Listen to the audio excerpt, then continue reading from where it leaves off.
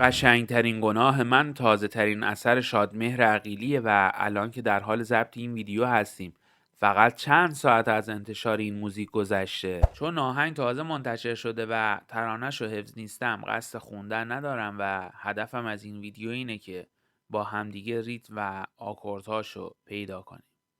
این ویدیو رو یه لایک بزن و بریم سراغ آموزشمون. در ابتدا بریم سراغ ریتم این آهنگ و ببینیم با چه ریتمی اجرا میشه.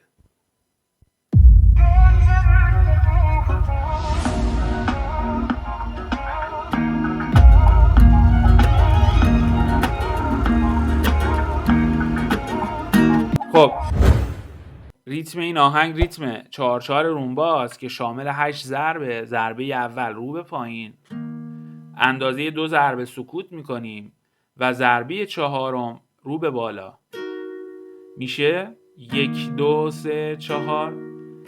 ضربه پنجم از تکنیک آپاگادو استفاده میکنیم که میشه دوباره یه ضربه رو به بالا، یه پایین، یه بالا که سر هم میشه 1 2 3 4 5 6 7 8.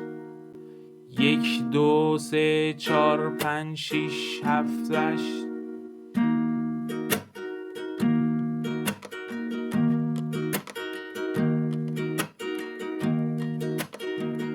پس ریتممون شد ریتم 4/4 رومبا که توی تصویر مشاهده میکنید.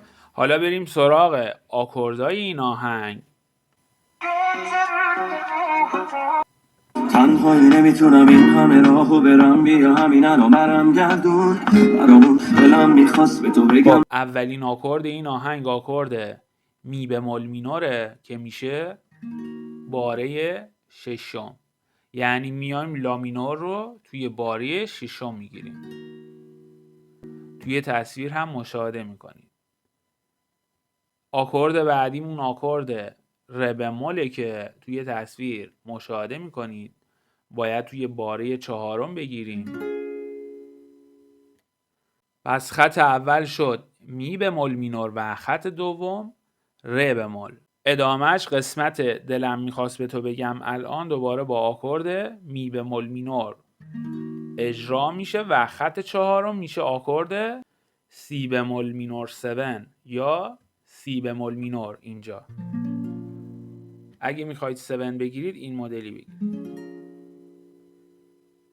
ادامهش میدیم تا برسیم به خط پنجم، اونجایی که میگه دل که شوخی بردار نیست، با آکورد می بمول مینور 7 که توی تصویر مشاهده میکنید یا می بمول مینور. ادامهش میدیم تا برسیم به خط ششم، اونجایی که میگه وقتشه یه کاری کن داره دستم رو ماشه میلرزه، با آکورد سی بمول مینور اجرا میشه. توی تصویر مشاهده میکنید. آکورد بعدی میشه آکورد سل دیز مینور یا لا بمول مینور که توی باره چهارمه. توی تصویر مشاهده میکنید.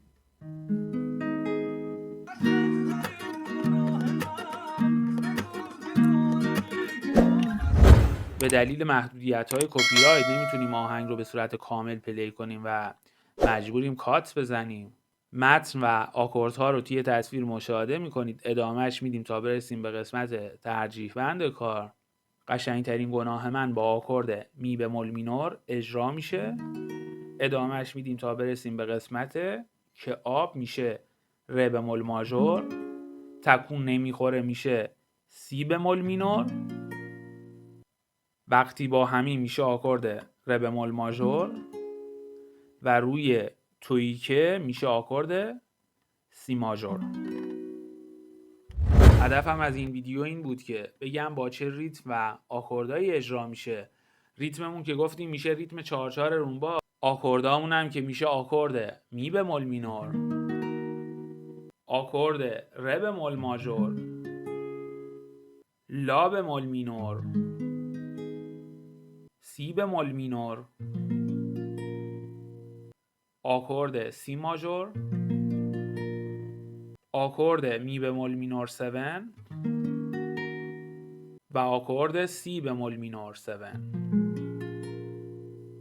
ریتم، متن و آکوردهای این آهنگ رو توی تصویر مشاهده میکنید، اسکرین شات بگیرید یا یه گوشه یادداشت کنید و توی خونه تمرین کنید. هر سوالی در مورد این آهنگ یا آموزش گیتار دارید این زیر برام کامنت کنید، حتما پاسخ میدم. قسمت‌های بعدی رو از دست ندید و بیایید این مسیر رو تا آخر با هم بریم.